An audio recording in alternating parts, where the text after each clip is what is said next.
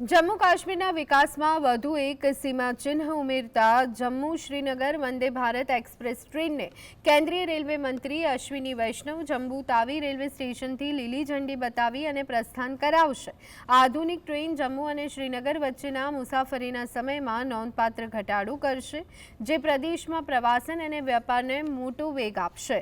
અત્યંત આધુનિક સુવિધાઓથી સજ્જ આ સેમી હાઈ સ્પીડ ટ્રેન મુસાફરોને આરામદાયક અને સલામત મુસાફરીનો અનુભવ કરાવશે। આ પ્રોજેક્ટ જમ્મુ કાશ્મીરને બાકીના ભારત સાથે રેલવે નેટવર્ક દ્વારા મજબૂત રીતે જોડવાની દિશામાં મહત્વપૂર્ણ કદમ છે, જે સ્થાનિક અર્થતંત્ર અને કનેક્ટિવિટી માટે ગેમ ચેન્જર સાબિત થશે।